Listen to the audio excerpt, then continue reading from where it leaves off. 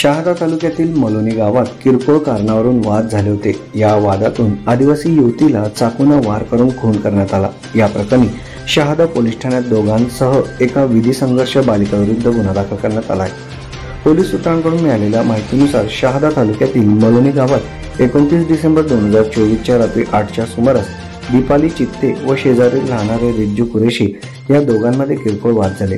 या वादात शिवीगाळ करण्यात आला। आईला शिवीगाळ का करते याचा जाब विचारला असता शेजारी राहणाऱ्या हमीद कुरेशी यानं रागाच्या भरात दीपालीवर चाकूने वार केला। रक्ताने भिजलेल्या दीपालीला शहादा येथील खासगी रुग्णालयात उपचारासाठी दाखल करण्यात आलं, परंतु तिची प्रकृती खालावल्यानं सुरत येथील एका खासगी रुग्णालयात दाखल केले असता 5 जानेवारी 2025 रोजी सायंकाळच्या वेळेत दीपालीचा उपचारादरम्यान मृत्यू झाला आहे। या प्रकरणी 5 जानेवारी रोजी रात्री उशिरापर्यंत शहादा पोलीस ठाण्यात रिज्जू कुरेशी, अमित कुरेशी आणि एका विधी संघर्ष बालिकाविरुद्ध रात्री 12 ते 12:30च्या दरम्यान गुन्हा दाखल करण्याचे काम करण्यात आले आहे।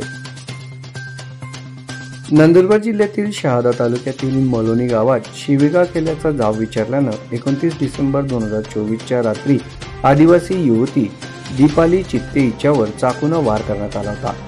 जखमी झालेल्या दीपाली चित्तेचा सुरत येथे उपचारादरम्यान मृत्यू झाला। या संपूर्ण घटनेच्या निषेधार्थ आज दिनांक 6 जानेवारी 2025 रोजी सर्व आदिवासी संघटनांच्या वतीनं शहादा तालुका बंदची हाक देण्यात आली होती।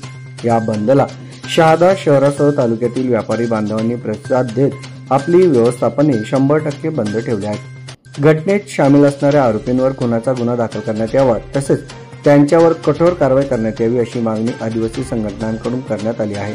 आज सकाळी 11 वाजेची ही दृश्य असून शहादा शहरातील मुख्य बाजारपेठेतील सर्वच आस्थापने बंद ठेवण्यात आली असून या बंदला 100% प्रतिसाद देण्यात आला आहे।